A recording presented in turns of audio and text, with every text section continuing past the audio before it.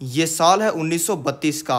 यह है गुजरात का चोरवाड़ गांव। इस गांव के अंदर ये छोटे से घर में ये हीराचंद गोवर्धन भाई अंबानी नाम के इंसान अपने 2 बच्चों और अपनी बीवी के साथ में रहते हैं। अपनी रोजी रोटी चलाने के लिए ये अपने पास के ही इस स्कूल के अंदर पढ़ाते हैं। आज 6 जुलाई 1932 को इनका तीसरा बच्चा पैदा हुआ है और इसका नाम इन्होंने रखा है धीरू भाई अंबानी। और किसी को भी पता नहीं है कि यही लड़का आने वाले समय में इंडिया का सबसे अमीर इंसान बनेगा।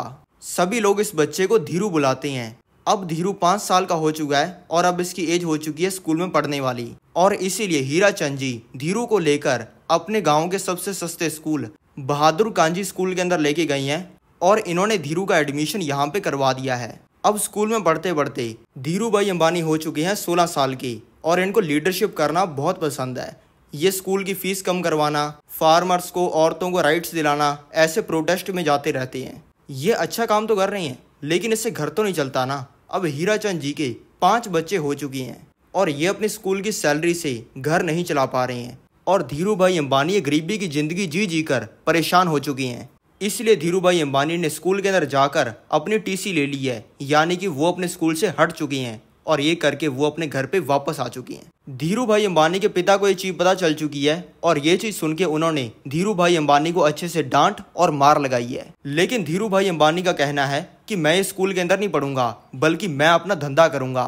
धीरू भाई अंबानी जब स्कूल में पढ़ रहे थे तब इनको हर महीने कुछ रुपए की पॉकेट मनी इनके पिता दिया करते थे और धीरू भाई अंबानी इसको खर्च नहीं करते थे, बल्कि उसको अपनी इस गुल्लक के अंदर डाल देते थे। अब इन्होंने पैसा निकालने के लिए अपनी इस गुल्लक को तोड़ दिया है और ये पैसा लेकर अपने घर से बाहर चले गई हैं। अब ये ढूंढ रही हैं कि कैसे पैसा कमा सकती हैं। चलते चलते ये आ गई हैं अपने गांव के इस मंदिर के पास। इस मंदिर में पहले तो कोई आता नहीं था, लेकिन अब इसके बाहर कई सौ लोगों की भीड़ लगी हुई है। धीरू भाई अंबानी जानते हैं कि अब चल रहा है फरवरी का महीना और इस महीने के अंदर किसी प्राचीन मान्यता की वजह से यहाँ पर कई सौ श्रद्धालु आते हैं। और धीरू भाई अंबानी ये भी जानते हैं कि इन लोगों को लाइन में खड़े खड़े बहुत भूख भी लग जाती होगी।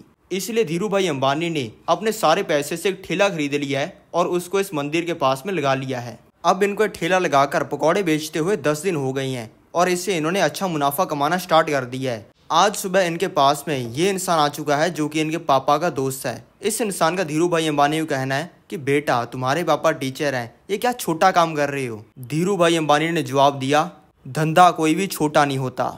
अब इस काम को करते हुए 15 दिन हो चुके हैं और लोगों ने मंदिर में आना बंद कर दिया है। इसलिए धीरू भाई अंबानी ने अपने ठेले को बेच दिया है और सारे पैसे को अपने बैंक में रख दिया है। अब ये पैसा कमाने का कोई और तरीका ढूंढ रही हैं। अब इनको पता चल चुका है कि यमन के अंदर इंडिया से कई गुना ज्यादा पैसा बनता है और धीरू भाई अंबानी ने कई सौ लोगों से जिनकी फैमिली के लोग यमन गए हैं उनसे इस चीज को कंफर्म भी कर लिया है। अब धीरू भाई अंबानी ने अपने पिता को कन्विंस करके उनकी सारी जिंदगी की सेविंग को यूज करके यमन जाने के लिए टिकट और वीजा खरीद लिया है और अब धीरू भाई अंबानी 16 साल की उम्र में यमन आ चुके हैं और इन्होंने इस शेल कंपनी के पेट्रोल पंप पे काम करना स्टार्ट कर दिया है। अब इस पेट्रोल पंप पे कोई भी इंसान अगर अपनी गाड़ी लेकर 100 रुपए का पेट्रोल भरवाने आ रहा है ना, तो धीरू भाई अंबानी उस इंसान को कह रहे हैं कि सर आपके पास में इतनी बड़ी गाड़ी है, इतने बड़े आप इंसान हो, 100 रुपए का पेट्रोल भरवाओगे, ये तो जल्दी खत्म हो जाएगा, फिर आपको वापस आना पड़ेगा, इसलिए आप 1000 रुपए का पेट्रोल भरवा लो। इसलिए इन्होंने इस पेट्रोल पंप का प्रॉफिट कई गुना बढ़ा दिया है और इस चीज़ से खुश होके पेट्रोल पंप के मालिक ने इनको पेट्रोल पंप का मैनेजर बना दिया है। ये शाम तक पेट्रोल पंप पे काम करते हैं और बाद में इनके पास में टाइम बच जाता है। इस टाइम में भी काम करने के लिए इनको काम पसंद आया है क्लर्क का, इसलिए ये इस कंपनी के अंदर चले गए हैं क्लर्क का काम करने के लिए। इंटरव्यूअर ने धीरू भाई अंबानी से कहा कि तुम तो 16 साल की हो, तुम क्या काम करोगे। धीरू भाई अंबानी ने कहा कि 16 साल का हूँ, लेकिन अकल मुझे 60 साल के लोगों से भी ज़्यादा है। इंटरव्यूअर ने पूछा कि तुम्हारे पास में तो कोई डिग्री भी नहीं है। धीरू भाई अंबानी ने कहा कि मुझे डिग्री की ज़रूरत ही नहीं है, मैं क्यों अपना टाइम स्कूल के अंदर, यूनिवर्सिटी के अंदर वेस्ट करूं और उस टाइम में पैसा ना कमाऊं। मैं यहाँ पे नौकरी लेने आया हूँ क्योंकि मैं बेस्ट हूँ। मैं आपके लिए 1 हफ्ता फ्री में काम करूँगा और मैं आपको गारंटी देता हूँ कि 6 महीने के अंदर आप जो भी सेल्स टारगेट सेट करोगे वो मैं तोड़ दूँगा।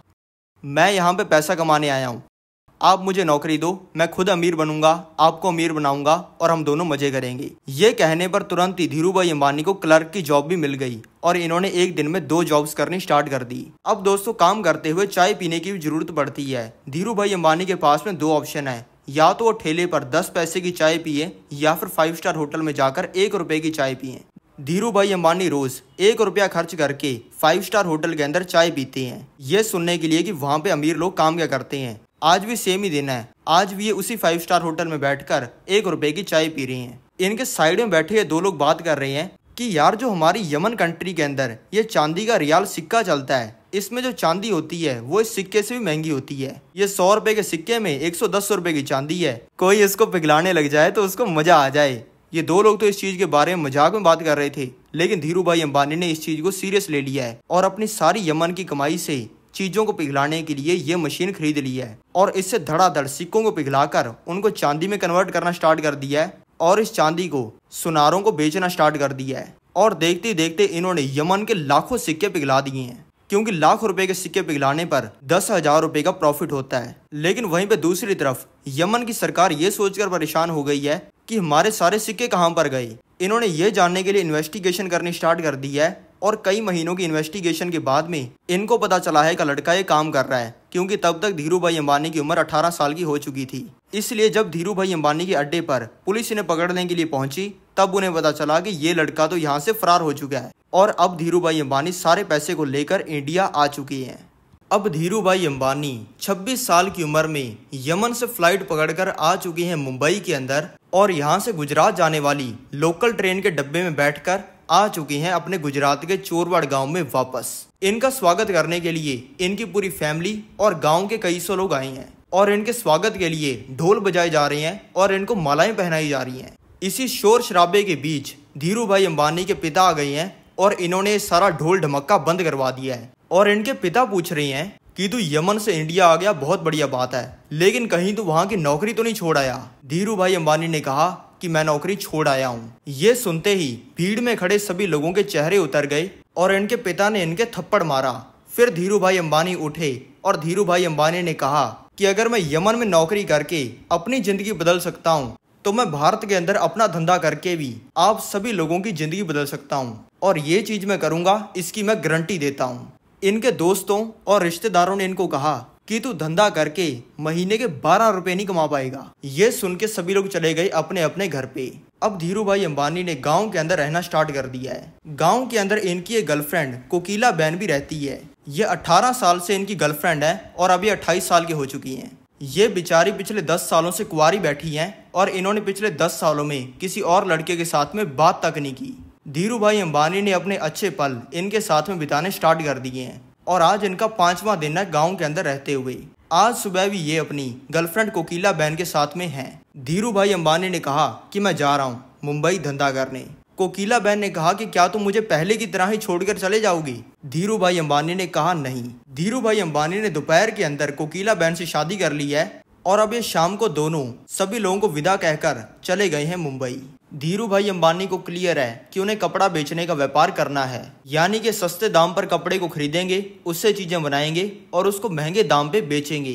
धीरू भाई अंबानी की फैमिली पहले बहुत ही अमीर हुआ करती थी, लेकिन बाद में बहुत ही गरीब हो गई। ये कैसे हुआ ये समझाने के लिए मैं भी आपको लेके आ चुका हूँ 1925 में। ये है मुंबई के अंदर रहने वाले हीराचंद गोवर्धन भाई अंबानी। ये करोड़पति बिजनेसमैन है। इनको 19 साल की उम्र में इनको मुंबई के एक बहुत ही अमीर घराने की लड़की ये जिम्ना बेन से प्यार हो गया है और 20 साल की उम्र में इनकी जिम्ना बेन के साथ में शादी हो गई है। लेकिन इसके 1 साल बाद कुछ ऐसा हुआ जिससे धीरू भाई अंबानी के पिता का बिजनेस बर्बाद हो गया और इन दोनों को गुजरात के चोरवाड़ में जाकर बसना पड़ा। यानी कि धीरू भाई अंबानी के भले माता और पिता गरीब हैं, लेकिन इन दोनों के ही रिश्तेदार बहुत ही अमीर हैं और मुंबई के अंदर रहते हैं। अगर कपड़े का व्यापार करना है तो उसके लिए पैसा भी तो चाहिए, लेकिन धीरू भाई अंबानी के पास में पैसा नहीं है। इसलिए इन्होंने अपनी मम्मी के साइड से कजिन चंपक लाल दमानी के साथ में पार्टनरशिप करके बिजनेस करने का प्लान बनाया है। सबसे पहले जरूरी है सिंथेटिक कपड़े को खरीदना और ये कपड़ा बिकता है इस फैक्ट्री के अंदर।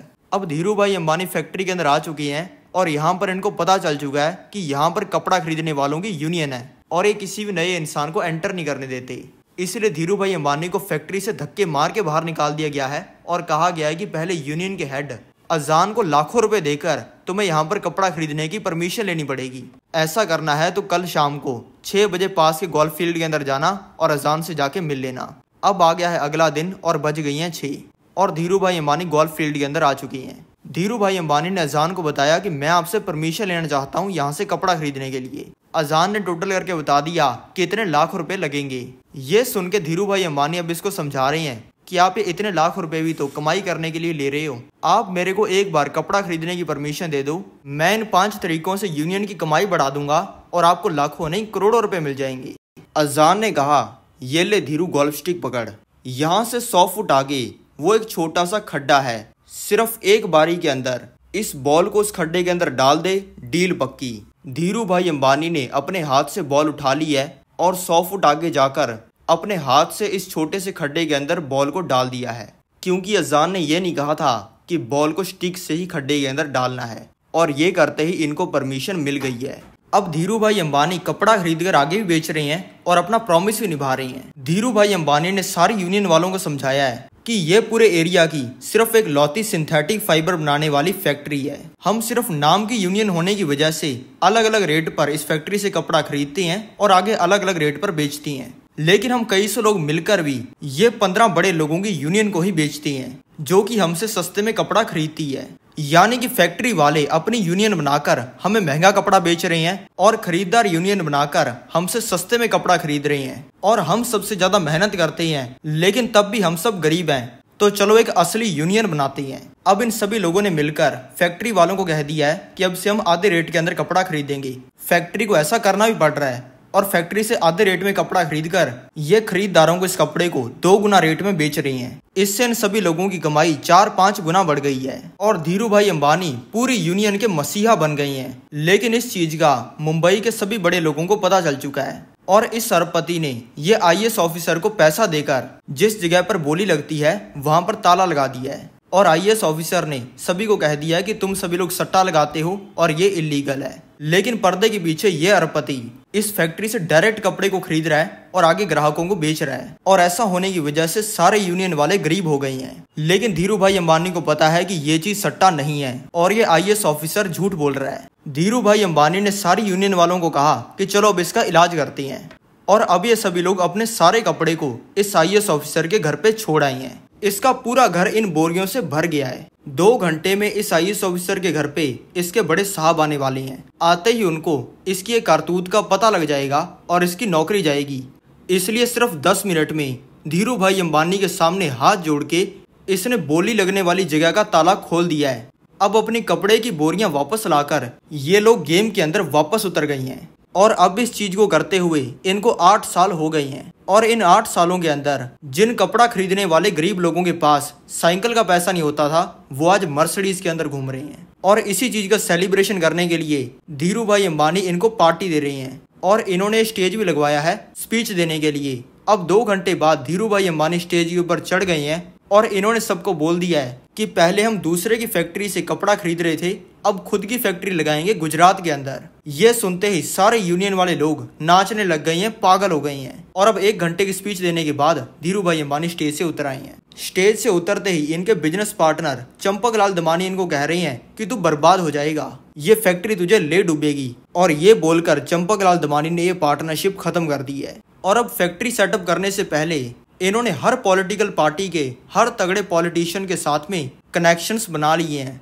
ताकि इनकी पावर बढ़ जाए और जो चीजें चाहते हैं वही हो। धीरू भाई अंबानी ने इसके बावजूद गुजरात के नरोदा में ये फैक्ट्री खड़ी कर दी है, और सारे यूनियन वाले मुंबई को छोड़कर धीरू भाई अंबानी के साथ काम करने के लिए गुजरात आ गए हैं। धीरू भाई अंबानी ने अपने गांव के लोगों को कहा था कि मैं धंधा करके तुम्हारी जिंदगी बदलूंगा। इसी चीज को पूरा करने के लिए इन्होंने अपनी कपड़ा बनाने की फैक्ट्री को बिल्कुल अपने गांव के पास में बनाया है, और इससे इनके गांव के जो लोग बेरोजगार थे अब इनकी फैक्ट्री के अंदर काम करके लाखों की कमाई कर रहे हैं। लेकिन जैसा होना चाहिए था वैसा हुआ नहीं। सभी फैक्ट्री वालों को पता था कि ये अगर हमारी गेम में आ गया तो ये हमें बर्बाद करके रख देगा, इसलिए दूसरी फैक्ट्री वालों ने इनको मिलकर महंगा कपड़ा बेचना स्टार्ट कर दिया, और इससे इनकी फैक्ट्री और ये खुद बर्बाद होने लग गई। लेकिन फिर सरकार ने लाया रीप्लेनिशमेंट लाइसेंस। पहले अगर कोई कंपनी बाहर के देशों से कपड़ा मंगाती थी तो इंडिया की गवर्नमेंट उसके ऊपर बहुत ज्यादा टैक्स लगाती थी, जिससे वो बहुत ही महंगा पड़ता था। लेकिन इस लाइसेंस के अंदर ये कहा गया कि आप बाहर के देशों से बहुत ही सस्ते दाम पर कपड़ा मंगा सकते हो, लेकिन आपको उस कपड़े से कुछ बनाकर वापस बाकी देशों के अंदर बेचना पड़ेगा। और सभी लोगों ने ये चीज को करना स्टार्ट कर दिया। अब धीरू भाई अंबानी को भी एक आइडिया आ गया है, और इन्होंने अपने सारे पैसे से बाहर के देशों से बहुत ही सस्ते दामों पर कपड़ा खरीद लिया है। और इस कपड़े से इन्होंने डेली शर्ट्स, टी शर्ट्स और साड़ियाँ बनानी स्टार्ट कर दी हैं और इन सारे कपड़ों को ये स्टॉक के अंदर रखते जा रहे हैं। कंपनी वाले इनको कह रहे हैं कि कपड़ों को बेचो भी तो सही। धीरू भाई अंबानी कह रहे हैं कि इस चीज़ के बारे में किसी को भी बताओ मत और वेट करो। जैसे जैसे ये कपड़े छपते जा रहे हैं और धीरू भाई अंबानी ट्रकों वालों के साथ में डील करके ट्रकों को किराए पर लेते जा रहे हैं और ये डेली ट्रक्स को खरीद भी रहे हैं। ये करते ही सभी लोगों ने इनको कहा कि जब अमीरों की बात होती है तब लोग टाटा बिरला का नाम लेते हैं, अंबानी का कोई नहीं लेता। तुझे कोई जानता नहीं है तो तेरे कपड़े भी नहीं बिकेंगे। धीरू भाई अंबानी ने सामने से कहा कि एक ऐसा टाइम आएगा जब टाटा बिरला से भी पहले मेरा नाम लिया जाएगा। अब इनकी फैक्ट्री के अंदर हो गई हैं लाखों कपड़े। इन्होंने अपने ब्रांड का नाम रखा है विमल और इन्होंने अपने सारे कपड़ों को ट्रकों के अंदर डालकर इंडिया के कपड़ों के व्यापारियों के पास में पहुंचा दिया है। ये इन कपड़ों को कौड़ियों के दाम पर बेच रही हैं और इनकी क्वालिटी नॉर्मल कपड़ों से कई गुना अच्छी है। अब हो चुकी है सुबह और सभी कपड़ों की दुकान वालों ने विमल के कपड़े बेचने स्टार्ट कर दिए हैं। ये कपड़े इतने सस्ते और अच्छी क्वालिटी की हैं कि कपड़ा बेचने वाले लोगों की दुकानों के बाहर कई सौ लोगों की लाइनें लग गई हैं और कई दुकानदारों के एक ही दिन के अंदर हजारों कपड़े बिक गए हैं। इसका रिस्पांस देखते हुए शाम तक ही धीरू भाई अंबानी ने इन दुकानों में और कपड़े भिजवा दिए हैं और दुकान वालों ने भी तुरंत ही खरीद लिए हैं। अब सिर्फ 2 दिनों के अंदर ही विमल इतना बड़ा ब्रांड बन गया है कि कोई इंसान बाकी कंपनी के कपड़ों को हाथ भी नहीं लगा रहा। धीरू भाई अंबानी ने अपने दोस्तों और रिश्तेदारों को जवाब देने के लिए, जो कि कहते थे कि इसका बाप धंधा करके बर्बाद हो गया, ये धंधा करके महीने के 12 रुपए नहीं कमा पाएगा, ये 12 करोड़ रुपए की रोल्स रॉयस फैंटम खरीदी है। सभी फैक्ट्रियों के मालिक मिलकर बात कर रहे हैं कि हम जो पढ़े लिखे और समझदार लोग जो काम 80 साल में नहीं कर पाए, वो काम ये पकौड़े बेचने वाले देसी से लड़के ने 2 साल के अंदर कर दिया। और सभी कपड़ा बनाने वाली फैक्ट्रीज की हालत खराब हो गई है क्योंकि ये सभी लोग मिलकर लोगों को और गंदी क्वालिटी के कपड़े बेचते थे। और अब जब लोगों की दुकानें धीरू भाई अंबानी के हजारों कपड़ों से भर गई हैं, तब इनको पता चला है कि धीरू भाई अंबानी रिप्लेनिशमेंट लाइसेंस का फायदा उठा रहे हैं। ये सभी कंपनी वालों ने धीरू भाई अंबानी के ऊपर केस कर दिया है, ये कहते हुए कि रूल के हिसाब से बाहर की कंट्री से सस्ता कपड़ा मंगाना तो था, लेकिन उससे कपड़े बनाकर बाहर की कंट्रीज के अंदर बेचने भी थे। लेकिन इन लल्लू पंजुओं से हमारा देसी छोरा धीरू भाई अंबानी कैसे रुकने वाला है। धीरू भाई अंबानी ने कहा कि रूल के अंदर ये कब लिखा हुआ है कि बाहर की कंट्री से जितना भी कपड़ा मंगाया उससे 100% जितने भी कपड़े बने वो बाहर के देशों के अंदर भेजनी है। 2-3 टी शर्टें डेली तो भेज रहा हूँ मैं बाहर की कंट्रीज के अंदर, अब मेरा उखाड़ दो, क्या उखाड़ सकते हो। और अब धीरू भाई अंबानी हफ्तों के अंदर ही वापस नंबर 1 बन गए हैं। जिन अरबपतियों के धंधे धीरू भाई अंबानी ने ठप कर दिए, उन्होंने जब पैसा कमाया था तब उन्होंने सिर्फ अपनी और अपने घर वालों की जेबें भरी, लेकिन अब जब धीरू भाई अंबानी का टाइम आया है तब धीरू भाई अंबानी लोगों की जेबें भर रहे हैं। इन्होंने अपने गांव के अंदर रहने वाले लोगों की और अपनी कंपनी के एम्प्लॉयज की तो जिंदगी बदली ही, और अब ये उन बच्चों की जिंदगी बदल रहे हैं जो कि पैसे की वजह से पढ़ाई नहीं कर पा रहे, जो कि डिसेबल्ड हैं, कोई लंगड़ा है तो कोई अंधा, जो कि अनाथ हैं, और गरीब लोगों की भी हेल्प करने के लिए ये करोड़ों की डोनेशंस कर रही हैं। अब आ गया है 1977। धीरू भाई अंबानी ने स्टॉक मार्केट के अंदर अपनी रिलायंस कंपनी का आईपीओ लिस्ट कर दिया है। धीरू भाई अंबानी के कपड़े इतने ज्यादा बिकते हैं, इसलिए लोगों को इनके ऊपर बहुत ज्यादा ट्रस्ट है और इसीलिए ये 58,000 लोगों ने धीरू भाई अंबानी की कंपनी के अंदर पैसा लगा दिया है। ऐसा करते ही ये इंडिया के सबसे फेमस बिजनेसमैन बन गए और टाटा बिरला से भी ज्यादा नाम गांव से आए लड़के धीरू भाई अंबानी का चलने लग गया। धीरू भाई अंबानी का प्लान है पेट्रोल का बिजनेस करने का, लेकिन ये करने का आसानी से लाइसेंस नहीं मिलता। यह है धीरू भाई अंबानी की फैक्ट्री। इसके अंदर बनता है सिंथेटिक फाइबर जैसे कि पॉलिस्टर, और इसको बनाने के लिए इसमें डाला जाता है पॉलीएथिलीन टेलीपथालेट, यानी कि एक तरीके का पेट्रोल। धीरू भाई अंबानी ने सरकार को ये बताया है कि मुझे पेट्रोल का लाइसेंस अपने कपड़ों को बनाने के लिए चाहिए, और ये कहते ही इनको लाइसेंस मिल गया है। और अब पेट्रोल पंप पे काम करने वाले लड़के ने पेट्रोल की इंडस्ट्री के अंदर भी तहलका मचा दिया है सस्ता पेट्रोल बेचकर। अब साल आ गया है 1986 का और धीरू भाई अंबानी हो चुके हैं 54 ईयर्स की।